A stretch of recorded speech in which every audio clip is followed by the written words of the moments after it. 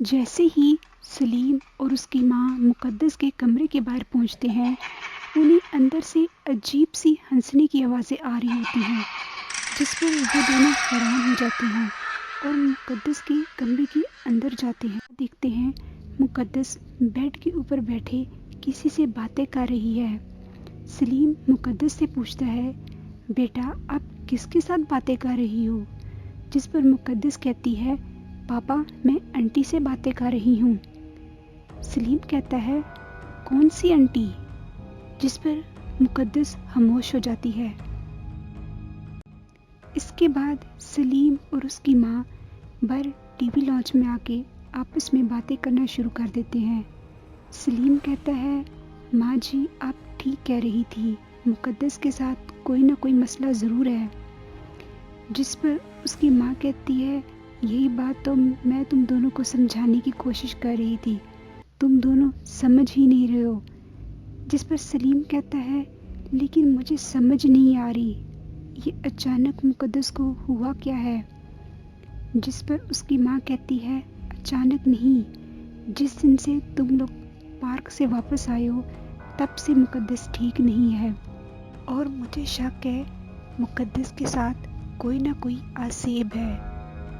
جس پر سلیم گہری سوچ میں پڑ جاتا ہے اور اسے یاد آتا ہے کیسے وہ اور اس کی بیوی آپس میں باتیں کر رہے تھے اور مقدس تھوڑی دیر کے لیے وہاں سے غائب ہوئی تھی۔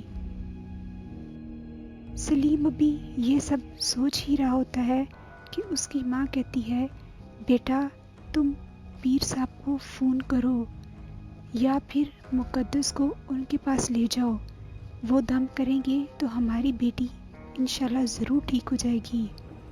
جس پر سلیم حامی بھر لیتا ہے۔ سلیم مقدس کو نوٹ کرنا شروع کر دیتا ہے اور تھوڑی دیر کے بعد کھڑکی سے کیا دیکھتا ہے، مقدس لان میں ایک بھاری گملہ اٹھانے کی کوشش کر رہی ہے۔ جس پر وہ ایک دفعہ پھر حیران ہو جاتا ہے۔ وہ حیران ہوتا ہے وہ گملہ جو اس کے خود کے لیے اٹھانا اتنا مشکل ہے، آخر کیسے مقدس اتنا ایزیلی اسے اٹھا سکتی ہے۔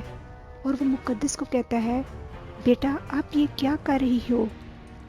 جس پر مقدس فوراً گملے کو چھوڑ دیتی ہے اور گملہ گر جاتا ہے۔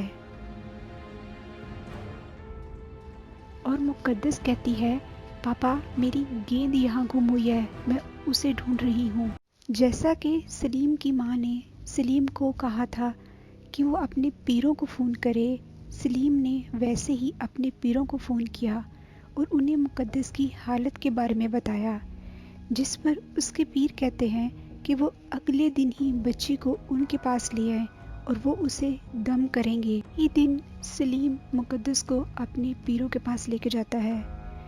پیر مقدس کو دیکھتے ہی اس کی حالت سمجھ جاتے ہیں اور اسے دم کرنے لگتے ہیں۔ پیر جیسے ہی اسے دم کرنے لگتا ہے، مقدس کے اندر موجود سایہ فوراً حاضر ہو جاتا ہے۔ سایہ فوراً حاضر ہو جاتا ہے۔ سلیم یہ دیکھ کے ڈر جاتا ہے۔